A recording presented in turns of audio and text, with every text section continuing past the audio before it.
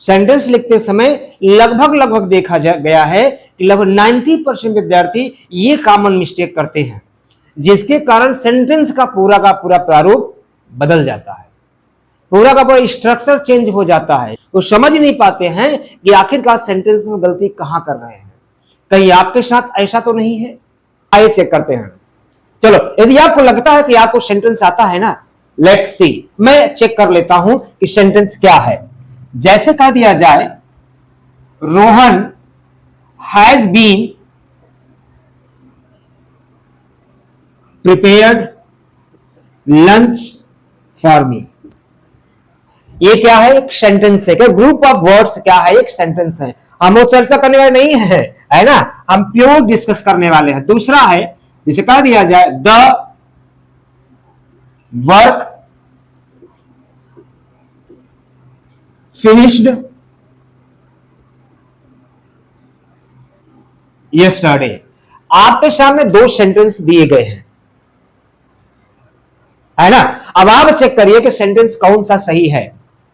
पहला सही है कि दूसरा सही है, कि दोनों सही है, या फिर दोनों गलत है। मैं आपको 10 सेकंड का टाइम दे रहा हूं। लेट्स सी, ट्राई करिए कहां गलत है इसमें। चलिए, नहीं आ रहा है ना। आइए बताते हैं सेंटेंस आखिर में क्या है। अर्थात पहला वाला क्या है? सही है क्या? पहला वाला सही है क्या? नो नो, पहला वाला सेंटेंस गलत है। और दूसरा सही है? नहीं सही है, दूसरा वाला भी गलत है। आइए अब हम जानेंगे आखिरकार ये गलत क्यों हो रहे हैं। देखने में तो सब सही लग रहा है यार, देखने में तो ठीक ठाक लग रहा है। सब्जेक्ट भी आया, हेल्पिंग वर्ब भी आया, मेन वर्ब भी आया, ऑब्जेक्ट भी आया, सब आ तो रहा है, कि गलत कहां हो रहा है? सेंटेंस ऐसे ही तो बनाया जाता है ना। नो नो नो, सेंटेंस बनाया ऐसे जाता है, लेकिन सेंटेंस की जो मूल धारणा है, जो उसका एसेंस है, आज आपको जानने का मौका मिलेगा। आइए फिर डिस्कस करें आगे। लेट्स सी, इसको हम बाद में डिस्कस कर लेंगे, ठीक है ना। देखिए माय डियर, हम सेंटेंस की चर्चा करें, सेंटेंस बनाने की बात करें, तो ध्यान देंगे आप। आज बहुत सारा भ्रम आपका टूटने वाला है इस वीडियो में। अर्थात हम सेंटेंस बनाते हैं, जो हम परंपरागत स्ट्रक्चर लिखते हैं, जैसे क्या लिखते हैं? सब्जेक्ट पहले, फिर क्या लिखते हैं? वर्ब, फिर क्या लिखते हैं? ऑब्जेक्ट, फिर क्या लिखते हैं हम? Other verb. यही सेंटेंस बना। इसी स्ट्रक्चर को फॉलो करके हम क्या बनाते हैं? सेंटेंस बनाते हैं। और मैं आपको प्रीवियस वीडियो में बताया हूं कि सब्जेक्ट के स्थान पर और ऑब्जेक्ट के स्थान पर आता क्या है। अगर नहीं देखें तो प्रीवियस वीडियो आप जाकर के देख लीजिएगा, डिस्क्रिप्शन में उसकी लिंक पड़ी हुई है। देखिए, सब्जेक्ट और ऑब्जेक्ट, सब्जेक्ट के स्थान पर देखा जाए, या तो नाउन आता है या तो प्रोनाउन आता है, और ऑब्जेक्ट के स्थान पर भी या तो नाउन आता है या तो प्रोनाउन आता है। अब मेन मुद्दा यह है, हम गलती कहां करते हैं शुरुआत में? हम ये क्या है, हम इसे क्या मानते हैं? सब्जेक्ट, है ना माय डियर। लेकिन ये सब्जेक्ट है ही नहीं। जब कहते हैं subject verb object other, no no no, ये सब्जेक्ट हो ही नहीं सकता। यदि आज तक आप, अगर आज तक आप इसे मानते हैं कि सब्जेक्ट है, यहां पर होता है, कि यहां पर सब्जेक्ट होता है, अर्थात यहां आने वाला नाउन या प्रोनाउन सब्जेक्ट होता है, तो आपकी धारणा गलत है। आज आपकी धारणा क्लियर होने वाली है, बस वीडियो के साथ बने रहिएगा। बताता हूं कि वास्तव में यहां पर आने वाला नाउन सब्जेक्ट है कि नहीं। यदि सब्जेक्ट है तो कैसा बिहेव करेगा, यदि सब्जेक्ट नहीं है तो कैसा बिहेव करेगा। That's clear. तो अभी क्लियर होने वाला है यहां पर, लेकिन इससे पहले जानेंगे एक बात तो क्लियर, इसके स्थान सब्जेक्ट मींस नाउन या प्रोनाउन, ऑब्जेक्ट मींस नाउन या प्रोनाउन। That's clear. अब ये जान लेते हैं कि मैं जैसा कह रहा हूं सब्जेक्ट, अगर हम सब्जेक्ट की रियल डिफिनेशन जाने, तो हिंदी में कहा जाता है इसे कर्ता। कोई पूछे भाई सब्जेक्ट क्या होता है, तो विषय नहीं, सब्जेक्ट मींस कर्ता। तो आप हिंदी वाले हैं तो बढ़िया बता देंगे व्हाट इज सब्जेक्ट, क्या होता है, कर्ता क्या होता है, तो आप कह देंगे कि काम करने वाले व्यक्ति को हम कर्ता कहते हैं। क्लियर। अर्थात मींस, इट मींस कह दिया जाए, कहा जाता है हु परफॉर्म्स एन एक्शन, अर्थात जो एक्शन को परफॉर्म करता है वही क्या होता है, सब्जेक्ट। अर्थात जो एक्शन को, क्रिया को संपन्न करता है, जो क्रिया को करता है, अर्थात सब्जेक्ट का मतलब होता है डूअर। क्या होता है, डूअर। सब्जेक्ट मीन्स क्या होता है, डूअर। इट मीन्स यहां पर आने वाला नाउन या प्रोनाउन, माय डियर, अगर यहां पर आने वाला नाउन या प्रोनाउन डूअर है तो सब्जेक्ट है, अदरवाइज सब्जेक्ट नहीं है। बात क्लियर यहां? तो इट मीन्स अर्थात तब ये क्या है, अर्थात ध्यान दीजिए सब्जेक्ट नहीं है। तो अब मुद्दा उठता है, क्या यहां पर सब्जेक्ट का मतलब, क्या यहां पर डूअर नाउन ही, क्या वही नाउन आएगा जो हमेशा डूअर होगा? क्या यहां पर वो नाउन नहीं आ सकता जो नॉन डूअर हो, जो काम न कर सकता हो? सोचने वाली बात है ना। आइए हम डिस्कस करते हैं कि आखिर डूअर आता है, क्या नॉन डूअर भी यहां पर आ सकता है कि नहीं। यदि यहां पर नॉन डूअर आ गया तो क्या हो जाएगा, क्या प्रभाव पड़ेगा? यदि यहां पर डूअर आ गया तो क्या प्रभाव पड़ता है? आज के बाद आप सेंटेंस को गलत लिखने की आदत छोड़ देंगे, ये मेरा पूरा वादा है आपसे, है ना। आए देखते, और आज आप पता चल जाएगा कि हम छोटी छोटी गलतियां कहां करते हैं। जब कंपटीशन में सेंटेंस मिलता है तो हम छोटी छोटी गलतियां कहां करते हैं, जिसके कारण हमारे 1 मार्क्स 2 मार्क्स छूट जाते हैं। इतना समझ आया डूअर, है ना। 1 मिनट ध्यान समझिएगा, आगे डिस्कस करते हैं आपसे। अर्थात ये क्या है, प्लेस ऑफ सब्जेक्ट है, ये सब्जेक्ट नहीं है। ये क्या है, प्लेस ऑफ सब्जेक्ट है। अर्थात इस सब्जेक्ट के स्थान पर, ध्यान रखें, अर्थात इस सब्जेक्ट के स्थान पर क्या आता है, नाउन आता है। प्रोनाउन अभी लीव कर रहा हूं, है ना, नाउन आता है ना। और ये नाउन 2 तरीके का होता है, ध्यान समझेंगे। ये नाउन या तो डूअर होगा, क्या होगा, डूअर। डूअर मीन्स काम करने वाला, डूअर मीन्स हु, बता चुका हूं एक बार, है ना। तो आइए देखते हैं। तो सब्जेक्ट अर्थात सब्जेक्ट स्थान पर आने वाला नाउन 2 तरह का होता है, या तो डूअर होगा या तो नॉन डूअर होगा। ध्यान समझिएगा, या तो डूअर होगा या फिर क्या होगा आपका, ये नॉन डूअर होगा। डूअर मीन्स क्रिया को करने वाला, नॉन डूअर मीन्स जो क्रिया को न करता हो। अर्थात जो क्रिया को संपन्न करता है वो डूअर हो जाता है, जो सेंटेंस में दी गई क्रिया को संपन्न नहीं करता है वो नॉन डूअर हो जाता है। बात क्लियर? अब चलिए, डूअर अगर है, ध्यान से, अगर ये डूअर है अर्थात सब्जेक्ट का स्थान पर आने वाला नाउन डूअर है तो क्या होगा, इट मीन्स, ध्यान रखिएगा, it is an actual subject. तो वास्तव में ये सब्जेक्ट होता है, ये क्या होता है, वास्तविक सब्जेक्ट होता है। एक्चुअल सब्जेक्ट फिर यही होता है, डूअर है, डूअर को ही हम एक्चुअल सब्जेक्ट कर सकते हैं, रियल सब्जेक्ट हम इसी को हम कर सकते हैं। जब ऐसा होता है तो जो हमारा सेंटेंस होगा माय डियर, जो सेंटेंस होगा वो हमेशा लिखा जाएगा एक्टिव वॉइस में, इसमें एक्टिव वॉइस में। और इसमें प्रायः देखा जाए तो आपके लीनिंग नाउन आते हैं, ये इंफॉर्मेशन ध्यान रखिएगा। आइए non doer. Non doer means क्या है, वह नाउन, सब्जेक्ट के स्थान पर आने वाला वह नाउन जो दी गई क्रिया को संपन्न न करता हो, दी गई क्रिया से कोई मतलब ना हो, ये क्या होता है, non doer. Sentence non doer होने पर अर्थात it is not actual subject, ये एक्चुअल सब्जेक्ट नहीं होता है ना। लेकिन ध्यान रखें, but can be used at the place of subject, लेकिन ये सब्जेक्ट के स्थान पर इसे प्रयोग किया जा सकता है। ये डूअर है नहीं, ये सब्जेक्ट है नहीं, है ना, लेकिन फिर भी सब्जेक्ट के स्थान पर प्रयोग किया जा सकता है। जब ऐसा होगा तो आपका जो इसमें सेंटेंस का जो नेचर होगा माय डियर, वो आपका हो जाएगा पैसिव वॉइस। एकदम आसान होने वाला है आपका, क्या हो जाएगा, पैसिव वॉइस। इसमें आप ध्यान रखिएगा, इसमें नॉन लिविंग और लिविंग नाउन दोनों आते हैं, लिविंग और नॉन लिविंग नाउन दोनों प्रकार के आते हैं, है ना। तो अब क्लियर हुआ यहां तक। डूअर होगा ये इंफॉर्मेशन, नॉन डूअर होगा तो आप इसे ध्यान रखेंगे, है ना। अर्थात ये सब्जेक्ट नहीं है, किसी भी सेंटेंस जो रट्टा मारते आ रहे हैं, subject, verb, object, other, that's not correct.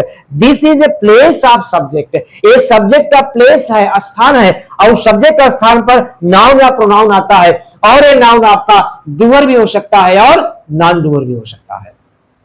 बात क्लियर? अर्थात डूअर होगा एक्टिव वॉइस, नॉन डूअर होगा तो आपका पैसिव वॉइस। बात क्लियर? चलिए अब आप समझ में आ गया, क्लियर हुआ यार एक्टिव पैसिव हमें आता नहीं, फिर कैसे पहचानेंगे? आइए मैं आपको आसान कर देता हूं।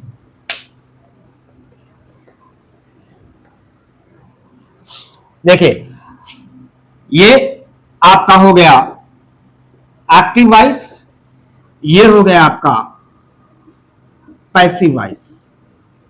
एक्टिव आपका जो आप 10 से पढ़े हैं तो सभी के सभी एक्टिव में पढ़े हैं, क्लियर, जिसमें डुअल फ्रंट पे। पैसिव वॉइस कैसे पता चलेगा? ध्यान रखें, अगर इज, एम, आर, वाज, वर के साथ थर्ड फॉर्म आ जाए तो सेंटेंस क्या बन जाता है? Passive voice. अर्थात ये आपका हो जाता है प्रेजेंट और ये आपका हो जाता है पास्ट। क्लियर? थोड़ा सा बेसिक जान लीजिए, बाकी एक्टिव पैसिव पढ़ाएंगे बताएंगे। इसको इसलिए बता रहा हूं भाई, मैं सेंटेंस आपको सिखाऊंगा तो ये इसका यूज आएगा तो आपको सेंटेंस समझ में नहीं आएगा। दूसरा, अर्थात हैज बीन या हैव बीन या हैड बीन के साथ थर्ड फॉर्म आ जाए तो पैसिव वॉइस। ये आपका प्रेजेंट परफेक्ट और ये आपका पास्ट परफेक्ट। That's clear? इतनी बात समझ में आई?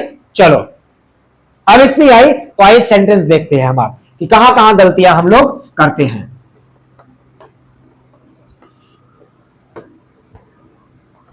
जैसे जैसे हमने लिखा कि सब्जेक्ट जब हम लिखते हैं तो पहले जैसे लिखा गया रोहन हैज बीन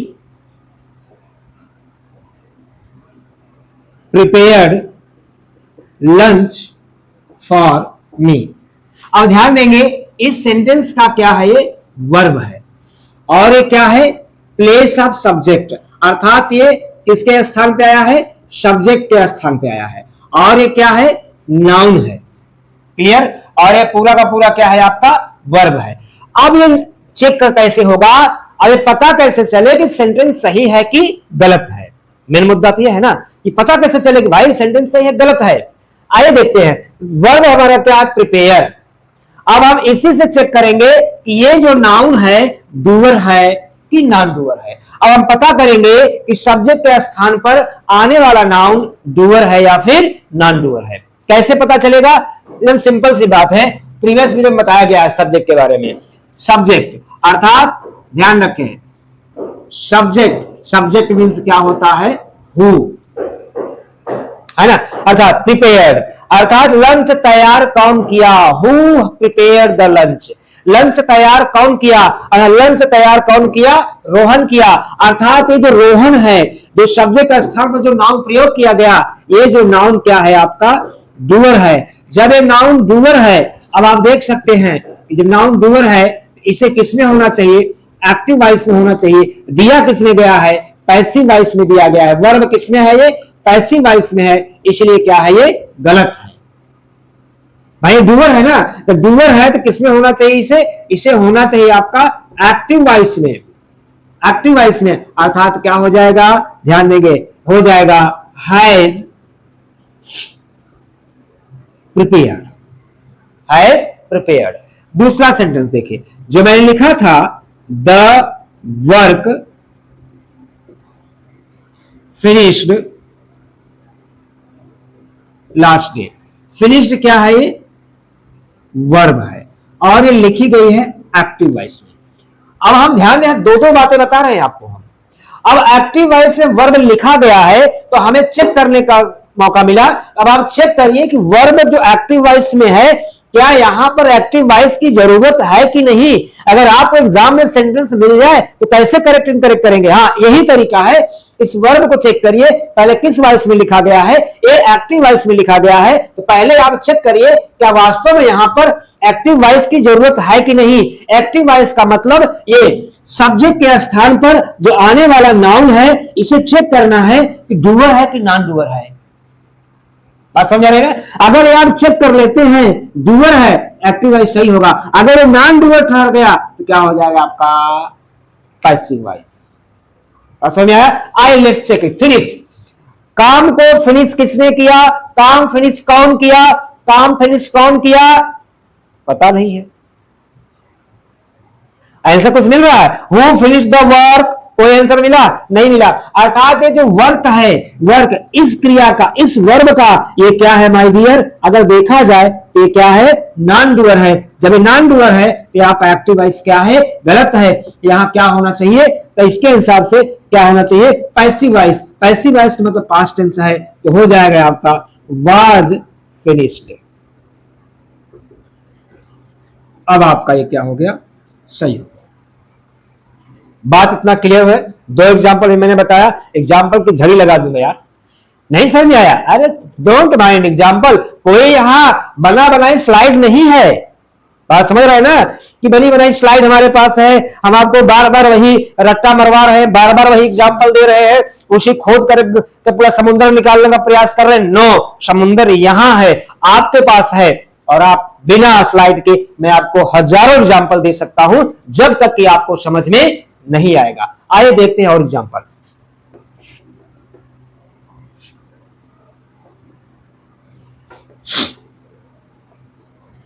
जैसे कह दिया जाए, ऑल द क्लासरूम्स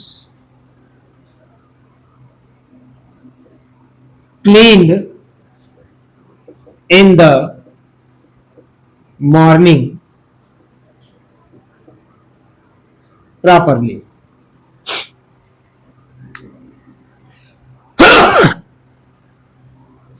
अब देखिए ये क्या है, प्लेस ऑफ सब्जेक्ट है, अर्थात ये क्या है, नाउन है। ये क्या है आपका, वर्ब है, और इसे लिखा गया एक्टिव वॉइस में। इन द मॉर्निंग क्या है, ये प्रीपोजिशनल फ्रेज है, और ये क्या है आपका एडवर्ब है। धीरे धीरे आप पढ़ाएंगे, हर सेंटेंस के पूरे पार्ट आपको सिखा दूंगा तोड़ना। पार्ट तोड़ना आपको आ जाएगा तो चलो करता हूं, मजा आ जाएगा फिर करने में। अब एक्टिव वॉइस में लिखा गया, अब आप चेक करिए, उम्मीद करता हूं आप चेक कर लेंगे तो हलवा बन गया होगा, तो उम्मीद करता हूं सही कर लेंगे यार, है ना। वर्ब एक्टिव वॉइस में लिखा गया, अब आप चेक करिए क्या यहां पर एक्टिव वॉइस की जरूरत है कि नहीं, है ना। तब से आप सोचते रहिए, मैं एग्जांपल और लिखता हूं आपके लिए। The television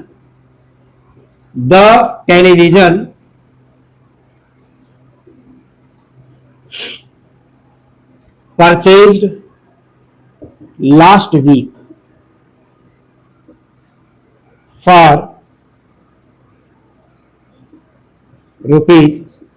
₹12,000। दूसरा एग्जांपल, अब यहां पे क्या है, वर्ब है माय डियर, और एक इसमें लिखी गई है एक्टिव वॉइस में, और ये प्लेस ऑफ क्या है, सब्जेक्ट है, अर्थात ये क्या आ गया, नाउन। तब से आप चेक करते रहिए, मैं एक एग्जांपल और लिख लेता हूं। माय ब्रदर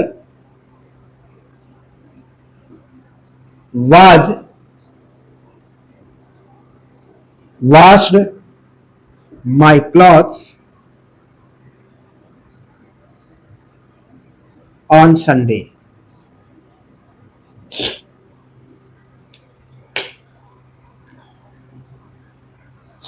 देखे तीनों सेंटेंस, यहां पर क्या है, ये वर्ब है, और किसमें लिखा गया है, ये पैसिव वॉइस में, और ये सब्जेक्ट का स्थान है, ये क्या लिखा गया, नाउन है। अब तक जब तक सेंटेंस लिख रहा हूं, अब तक तो आप सेंटेंस को पक्का है कर लिए होंगे, थोड़ा सा जुकाम हुई है, दिक्कत कर रहा है ना। चलिए, नहीं तो मैं समझाता हूं, गारंटी लिया, आज के बाद आप सेंटेंस गलत नहीं करेंगे माय डियर, ना लिखने में, ना पढ़ने में, ना चेक करने में, ना तो एग्जाम में, ना तो कंपटीशन में, गारंटी है भाई। अब एक्टिव वॉइस आया, लेट्स चेक इट, इसको चेक करिए, क्या जो सब्जेक्ट का स्थान पर जो नाउन आया है, क्या इस वर्ब का डूअर है कि नहीं। अर्थात कमरा साफ कौन किया, who cleaned the room, who cleaned, कौन साफ किया, कौन साफ किया, पता नहीं, कौन साफ किया भैया, साफ कर दिया, अच्छा, कौन साफ किया नहीं पता है। अर्थात ये जो नाउन है इस वर्ब का क्या है, नॉन डूअर है, अर्थात ये सब्जेक्ट का काम नहीं कर रहा है, केवल सब्जेक्ट के स्थान पर आ गया है, सब्जेक्ट नहीं है ये, अर्थात ये करता नहीं है, ये डूअर नहीं है, नॉन डूअर है। और नॉन डूअर होने के नाते अब ये आपका गलत है, किसमें होना चाहिए, पैसिव वॉइस में, अर्थात हो जाएगा वाज क्लीन्ड। अब आपका ये सही हो गया। क्लियर। अगला देखिए, the television purchase last week, verb active voice में है। अब चेक करिए कि वास्तव में यहां पर एक्टिव वॉइस की जरूरत है कि नहीं। अब परचेज माने खरीदना।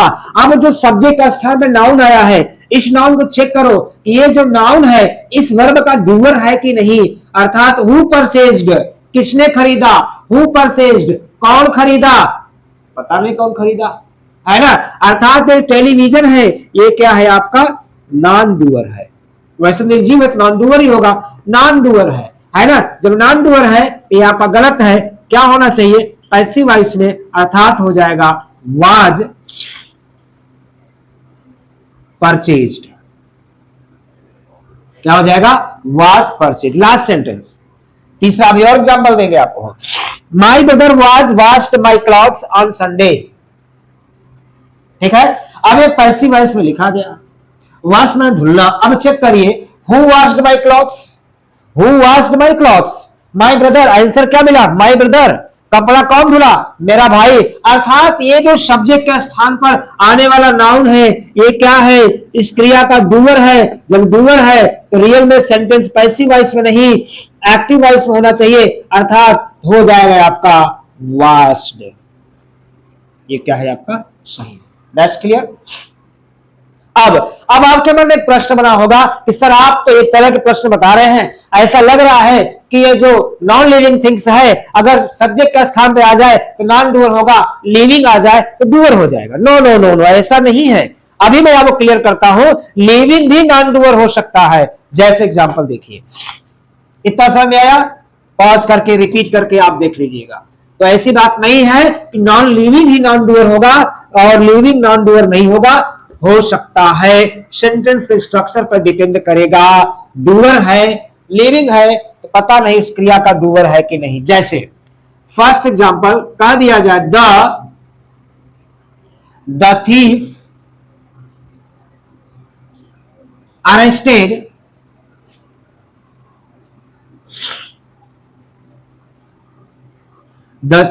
Arrested last night.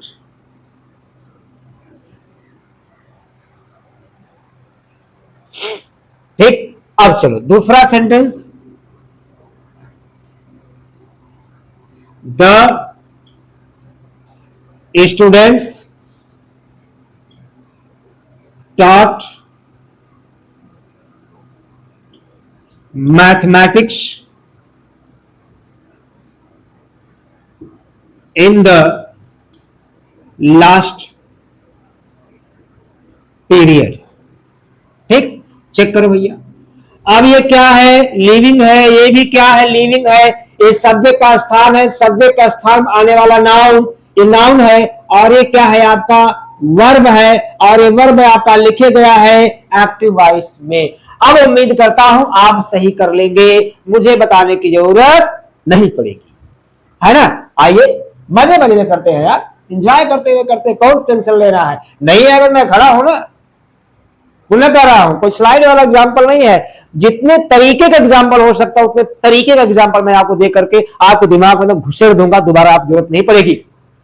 चलो, अरेस्ट, अरेस्ट कौन किया, हु अरेस्टेड लास्ट डे, कौन अरेस्ट किया, क्या थीफ अरेस्ट करता है क्या, है ना।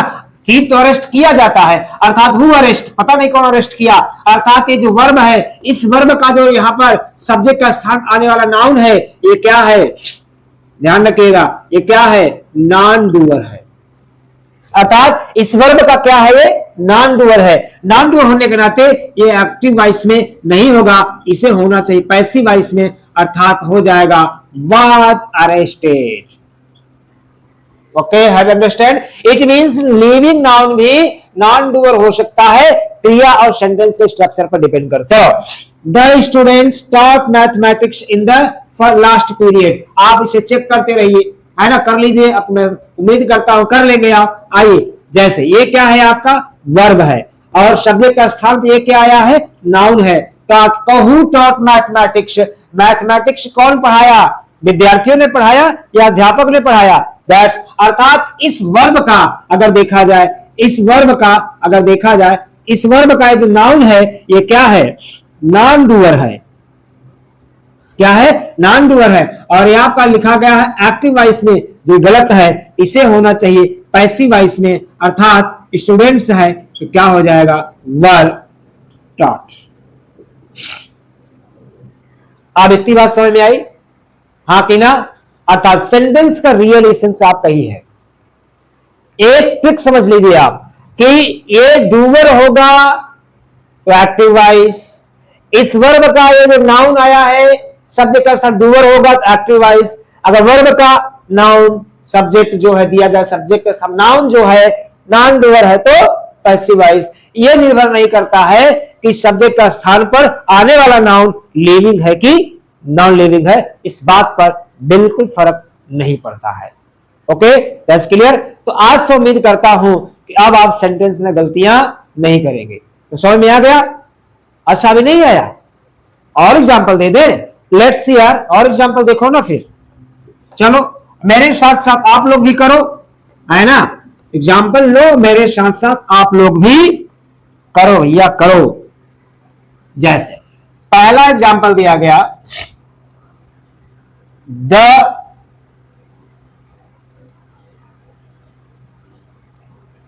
Teacher honored for his best deeds, deeds माने कर्म, कार्य, ठीक है। पहला, चलिए आप करते रहिए एग्जाम्पल, तब तक मैं आपको निपटा रहा हूं, एग्जाम्पल आपको मैं तब तक दे रहा हूं। जैसे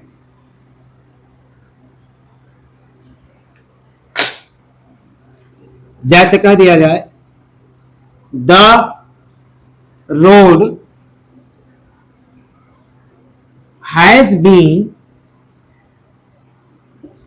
रिपेयर्ड रिसेंटली। दूसरा एग्जाम्पल, मैं तीसरा एग्जाम्पल दे रहा हूं आपको, है ना।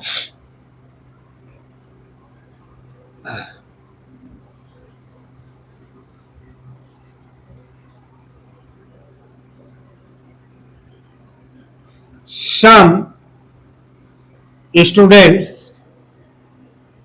have punished for their mistakes। ठीक, चौथा एग्जाम्पल देख लो, My mother prepared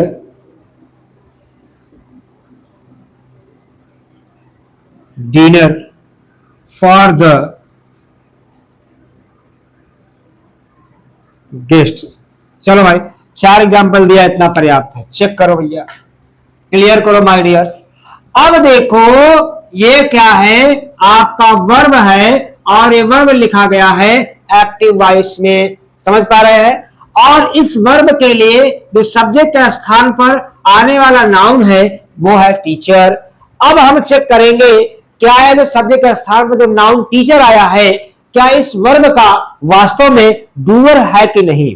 चलो, हु ऑनर्ड, सम्मानित कौन किया, हु ऑनर्ड, सम्मानित कौन किया, टीचर सम्मानित नहीं हो किया, बल्कि टीचर सम्मानित किया जा रहा है, अर्थात ये गलत है। अर्थात ये जो नाउन आपका है इस क्रिया का नॉन डूअर है, नॉन डूअर होने के नाते पैसिव वॉइस होना चाहिए, अर्थात वाज ऑनर्ड।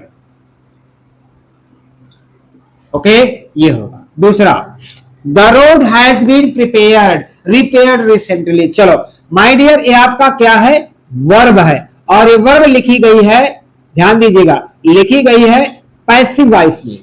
अब हम चेक करेंगे क्या वास्तव में यहां पैसिव वॉइस की जरूरत है कि नहीं।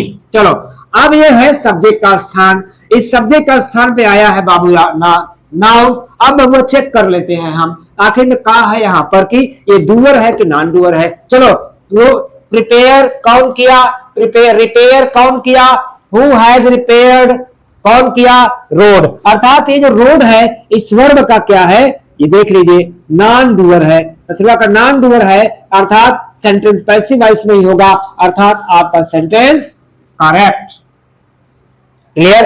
तीसरा, some students had punished for their mistakes, कुछ विद्यार्थी अपनी गलतियों के कारण दंडित किए गए। अब देखो माय डियर, ये क्या है, आपका वर्ब है, वर्ब है इसमें एक्टिव वॉइस में, है ना। अब चेक करो ये जो नाउन दिया गया है वास्तव में डूअर है कि नहीं। अब चेक करेंगे तो पनिश, पनिश कौन किया, हु हैज पनिश्ड, पनिश्ड कौन किया, दंडित कौन किया, कोई मास्टर रहा होगा, प्रिंसिपल साहब रहे होंगे, स्टूडेंट तो रहे नहीं होंगे, अर्थात ये इस नाउन का, ये जो नाउन है ये क्या है, नॉन डूअर है। क्या है, नॉन डूअर है, इसलिए क्या है, ये गलत है, पैसिव वॉइस होगा, अर्थात यहां पे हो जाएगा have been punished. Okay, last sentence, ये आपका क्या है, वर्ब है और ये वर्ब लिखी गई है एक्टिव वॉइस में, इसके लिए सब्जेक्ट के स्थान पर आने वाला नाउन ये है। अब चेक करिए, डिनर कौन प्रिपेयर किया, डिनर कौन प्रिपेयर किया, डिनर कौन प्रिपेयर किया, माय मदर, माय मदर, मेरी मां ने किया, अर्थात ये क्या है, डूअर है, डूअर है, सेंटेंस एक्टिव वॉइस में ही होगा, अर्थात सेंटेंस ये भी क्या है, सही है। क्लियर, बात क्लियर। तो दूसरा ट्रिक समझ लो, अगर इतने पर भी अगर आपको न समझ में आए तो ध्यान से समझना, ध्यान से देखो सेंटेंस, जिन क्रियाओं के बाद ऑब्जेक्ट नहीं आया है, क्लियर, जिन क्रियाओं के बाद, जिन वर्ब्स के बाद ऑब्जेक्ट नहीं आया है तो समझ जाओ कि वो पैसिव वॉइस में ही लिखा गया है ना। यहां ऑब्जेक्ट नहीं तो पैसिव वॉइस, यहां ऑब्जेक्ट नहीं, कहा, यहां तो भाई ये है ही, है ना। और यहां पर देखो ये लिविंग है, भाई नॉन लिविंग है तो नॉन डूअर ही होगा, है ना, क्योंकि नॉन लिविंग है तो नॉन डूअर ही होगा। लिविंग में देखो लिविंग आ गया और ये वर्ब आ गया, क्या वर्ब के बाद कोई ऑब्जेक्ट है, नहीं है, ये लिविंग होने के बावजूद भी क्या है, नॉन डूअर है। यहाँ देखो वर्ब, और ये क्या है, लिविंग नाउन है जो सब्जेक्ट के स्थान पे आया है और इस वर्ब के बाद ऑब्जेक्ट मौजूद है, अर्थात ये क्या है, डूअर। That's clear. ओके, बात समझ में आई। अब उम्मीद करता हूं आपको कहीं भी अगर ऐसे सेंटेंस मिलेंगे आज के बाद कसम खुदा की आप गलती नहीं करेंगे। यदि गलती करने वाले हैं इस वीडियो को आप बार बार देख लीजिएगा। मैं दावा करता हूं एग्जाम में, कंपटीशन में अगर आप बैठने जा रहे हैं तो आप एक भी क्वेश्चन ऐसे गलत करके नहीं आएंगे। अगर आपको वीडियो अच्छा लगा हो, यदि आपको लगता है कि कुछ आपके दिमाग में कुछ बातें मेरी पहुंची हैं, इस वीडियो को दबा के लाइक शेयर सब्सक्राइब करिएगा, जिससे कि YouTube पर इंग्लिश की एक अलग सी आंधी बहना शुरू हो जाए। आप लोगों को लिए धन्यवाद, थैंक यू, जय हिंद।